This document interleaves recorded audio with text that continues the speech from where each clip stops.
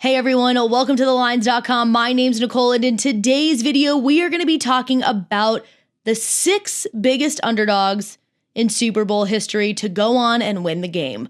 But before we dive into today's topic, make sure to hit that subscribe button down below, give us a thumbs up, and ring the bell so you know every time we post a new video. Now, the Super Bowl is just around the corner with the Cincinnati Bengals taking on the Los Angeles Rams on February 13th at SoFi Stadium. And if you told most people that the Cincinnati Bengals would be in the Super Bowl prior to the season starting, they would have told you were crazy, including Bengals fans themselves.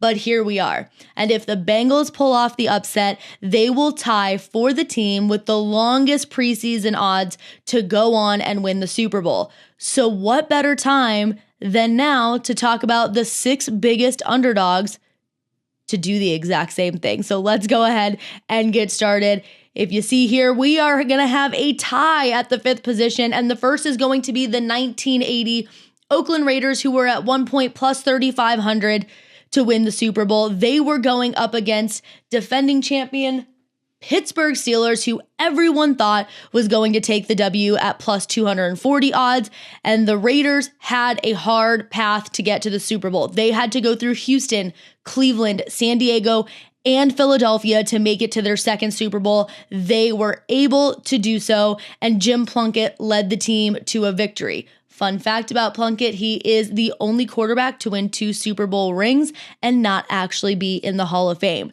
Now, this season for the Raiders wasn't anything super special in terms of statistical milestones like ridiculous passing yards or, insane defensive statistics that they put up. It wasn't a flash and dash season. They just did what they needed to do to get themselves to the Super Bowl and then ended up defeating the defending champs and winning over the Pittsburgh Steelers.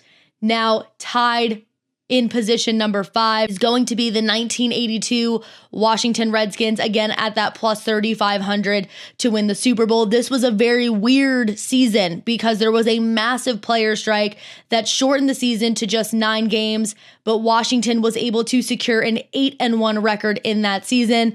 Again, this was just a weird time in the NFL all around. 2 teams that ended up making the playoffs had losing records.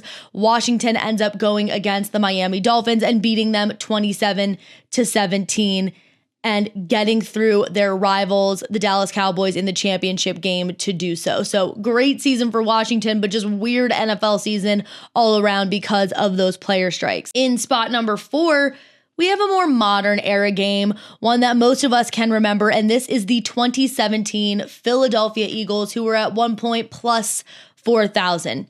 Now, at the beginning of the season, we have Carson Wentz leading this team in what looks like an MVP winning season for Wentz, but then unfortunately he goes down with an injury, and a lesser known man by the name of Nick Foles, who is now folk legend, takes helm of this team and leads them to a Super Bowl against the New England Patriots. This ends up being the highest scoring Super Bowl in NFL history, with the teams putting up a combined 74 points.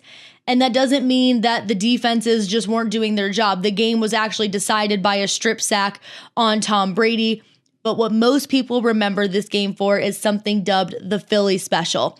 It was 4th and goal for the Philadelphia Eagles just before the second quarter was about to end, and the Eagles decide to run a trick play. They throw it to Foles, and he takes it into the end zone for a touchdown. So all around, just very entertaining game, and the Eagles denied Tom Brady another Super Bowl ring. Next up on this list, we have in spot number 3, the 1981 San Francisco 49ers at plus 5,000. Now, this is important because this is what is going to lead to the San Francisco Joe Montana ridiculously dominant dynasty. But at the time, Joe Montana wasn't a well-known guy. He had only started 8 games prior to this and led this team to a Super Bowl.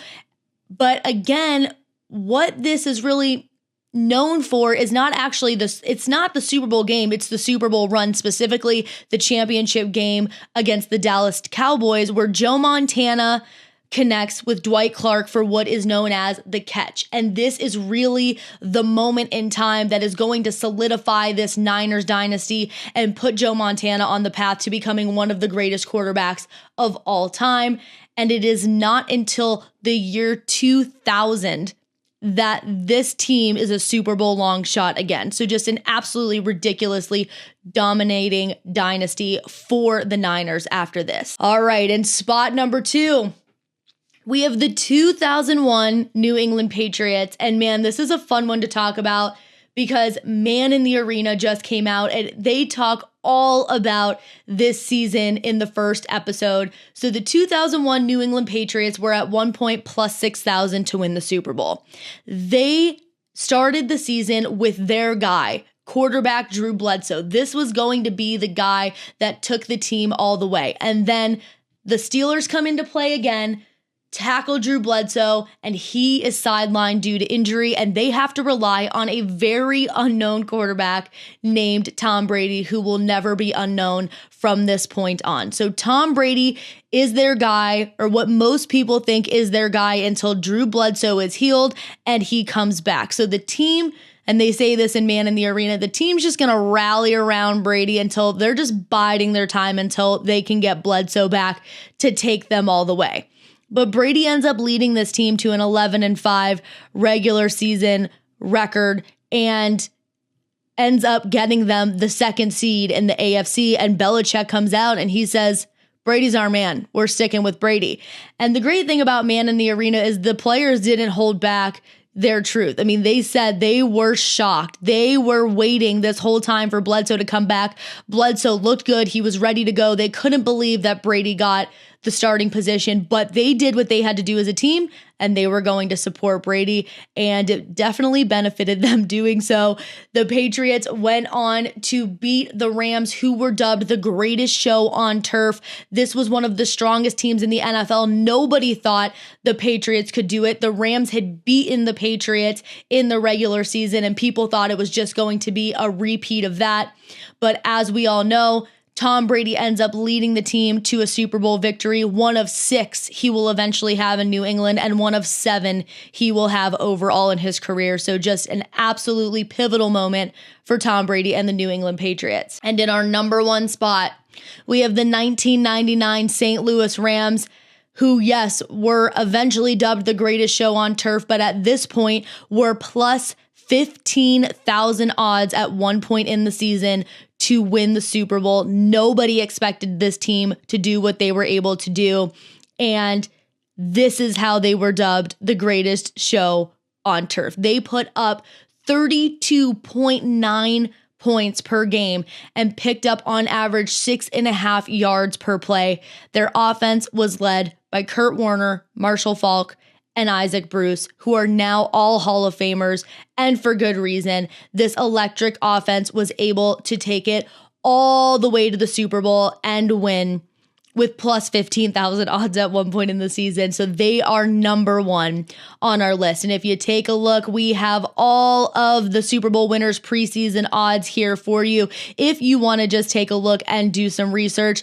And like I said, we are on the precipice of another team doing it again this year. So whether you are rooting for Matt Stafford to finally get a Super Bowl win after all of those years in Detroit, or if you are rooting for the Cinderella story, rooting for Joe Burrow in the Bengals, this is going to be a very fun game to watch, and we will just have to sit back and wait and see if the Bengals make this list next year.